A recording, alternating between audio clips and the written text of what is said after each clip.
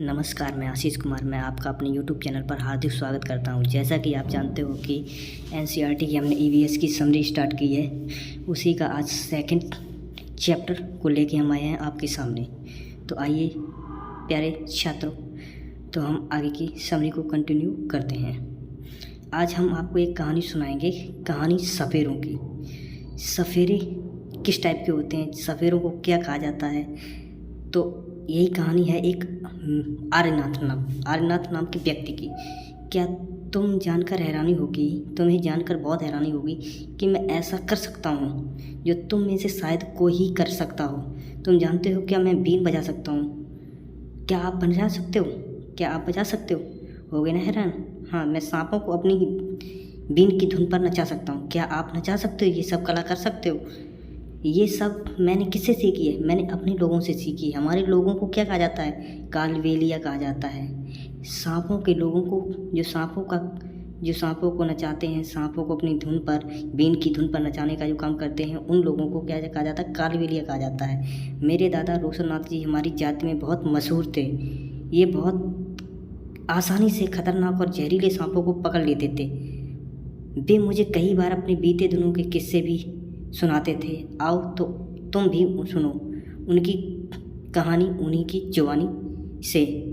ये नाम है, ये जो वाली पैटर्न है, इस वाली पैटर्न को हम क्या कहते हैं? नांगगुम्फन कहते हैं। क्या कहते हैं? नांगगुम्फन। नांगगुम्फन जो होता है, ऐसे डिजाइन, रंगोली, कढ़ाई और दीवारों को सजाने के लिए सौराष्ट्र, गुजरात और दक्षिण भारत में प्रयोग किए जाते हैं। ये ज़्यादा नांगगुम्फन जो होती है आपकी सौराष्ट्र, गुजरात के क्षेत्रों में और दक्षिण भारत के क्षेत्रों में ये कला नांगगुम्फन बनाई जाती है। तो आते हैं कहानी पे अपनी।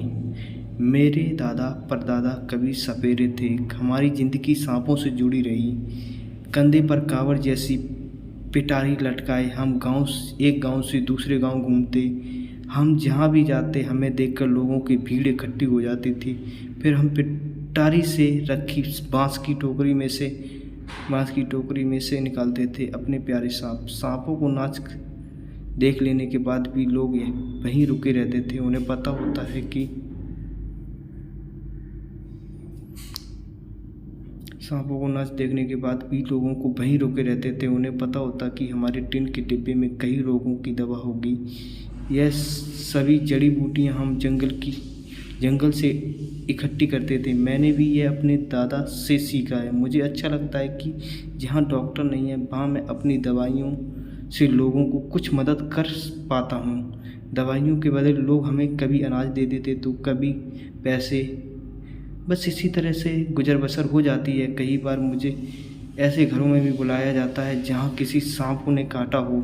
तब मैं सांप के डंक के निशान से, डंक कौन सा सांप क्या करता है? डंक मारता है। डंक के निशान से यह जानने की कोशिश करता हूँ कि किस सांप ने काटा है। उसे मैं सांप के काटने की दवा देता हूँ, पर मैं हमेशा समय पर नहीं पहुँच पाता हूँ। जानते हो, कुछ ना कुछ सांप ऐसे भी होते हैं जिनके काटते ही जान चली जाती है, पर ज़्यादातर सांप जहरीले नहीं होते हैं। कभी कभी कोई किसान सांप को चिल्लाता हुआ भागा आता है, तब मैं उस सांप को पकड़ता। आखिरकार मैं बचपन से ही सांप पकड़ना जानता हूँ।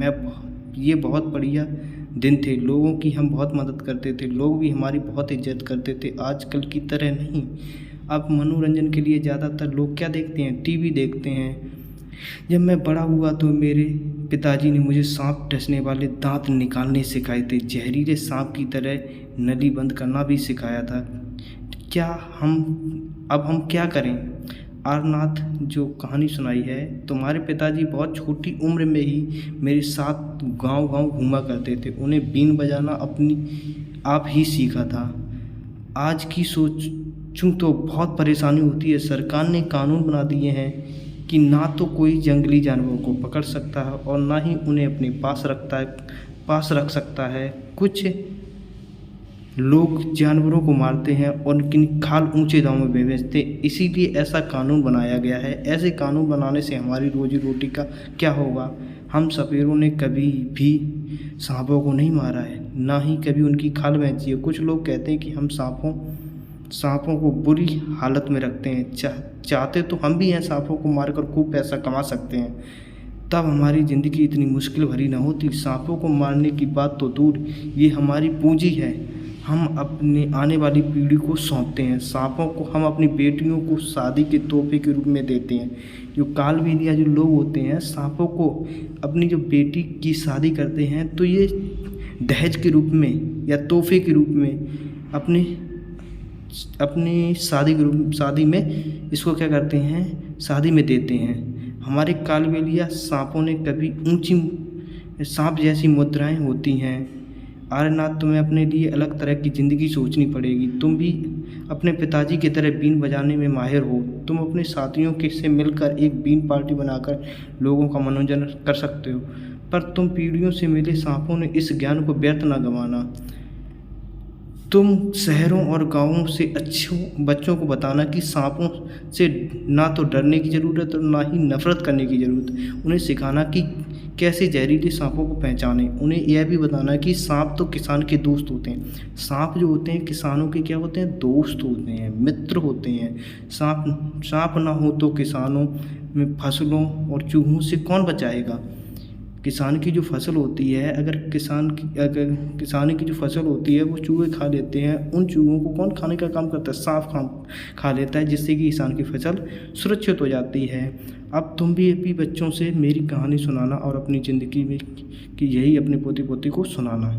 तो आज हम जानते हैं, क्या तुम जानते हो हमारे देश में पाए जाने वाले सांपों में केवल 4 तरह के सांप ही जहरीले होते हैं। पहला है आपका नाग। ये जो नाग रखा हुआ है, ये जो नाग की मैंने आकृति आपको दिखा रहा हूँ, ये हमारी नाग जैसी संरचना है। ये हम कैसे कहते हैं, करेत कहते हैं। इसे क्या कहते हैं, डुबोइया कहते हैं, ठीक है। और ये जो आपका बचा हुआ है, ये जो बचा हुआ इसे बोलते हैं अफाइया। क्या बोलते हैं, अरफाई। क्या तुम जानते हो हमारे देश में पाए जाने वाले सांपों में केवल 4 तरह के सांप ही जहरीले होते हैं। ये है नाग मैंने दिखाया जैसे कि आपको, करेत मैंने करेत दिखाया आपको, इसकी धारियाँ जैसी कटी हुई संरचना जैसी होती है। और डुबोइया जो इसके लाल लाल पीले कलर का जो होता है, ठीक है। अफाई, सांप कभी किसी को काटता नहीं है, सांप कभी किसी को काटता नहीं है। ये बात सीटेट के एग्ज़ाम में आई हुई है। 2 उसके खोखले जहर होते हैं। कितने खोखले जहर वाले दांत होते हैं, 2 जहर वाले दांत होते हैं। उस व्यक्ति के शरीर में जहर चला जाता है। इस जहर से बचने का एक ही उपाय है, जिस व्यक्ति को सांप ने काटा है उससे तुरंत जहर से ख़त्म होने करने वाली दवाई को जैसे बोलते हैं सीरम दी जाए। सीरम सांप के जहर से ही बनाया जाता है और सरकारी स्वास्थ्य केंद्रों में भी आजकल मिलता है। तो आज के लिए हम इतना ही रखते हैं। तो मैं आपसे बताना चाहता हूँ कि तुम्हारे लाइक